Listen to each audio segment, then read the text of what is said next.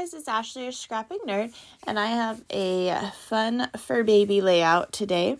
And I'm using some Nuvo crystal drops in the Simply White. And I have this chevron punch that I'm going to use to create the background. And the embellishments in the paper are crepe paper, gingham garden. And I got these in my creative scrapbook kit. And I thought I was going to cut out some of those tags, but I end up using some tags that are part of the embellishment pack. So I am using this paper as my main background paper, and this one also. And so I started with this floral, and I'm going to use it to frame the layout with. And I gutted it because I'm going to then cut out the flowers from the middle and fussy cut them out and use them on the layout. And so my original thought was I was going to put a thin like ivory border around my turquoise paper here, but in the end I actually don't use the ivory paper, and I just will distress the turquoise paper and ink it with some tea dye distress ink. And I really like how that looks. It kind of just adds a little distressed look to the layout while also differentiating those two papers because they can be kind of busy. And I really liked this paper that had this little floral design on the bottom, and so I wanted to just do a strip of it. And originally I thought I was going to do a half circle on the right side, but I ended up removing that and cutting all of my chevron pieces from that. And so here is the border that I made with that chevron punch, and it's a imagination chevron punch, and so I got it at a estate sale, and it's really old, but it's still working well.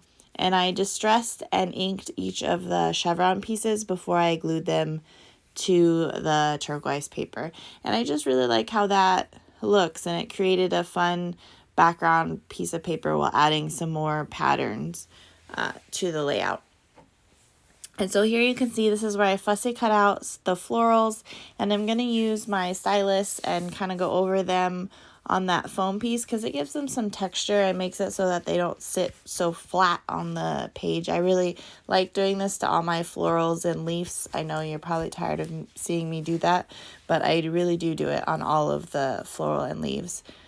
And I'm just rearranging them there. I had this little pink tag that was part of that embellishment pack that I really liked, and it says XO in the bottom right corner, and I thought that was so cute, but then in the end I cover that up.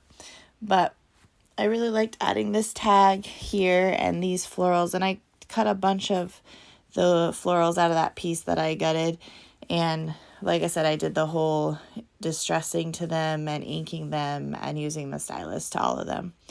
And this title that says sweet I just thought was perfect. This is Gracie, and I was bringing her home. She had to have some teeth pulled, and so she had surgery, and she's a little drugged up in these photos. I think she's just adorable, but I thought the sweet was just a nice little title for the page, and I'll put the date on that little tag that I put above it.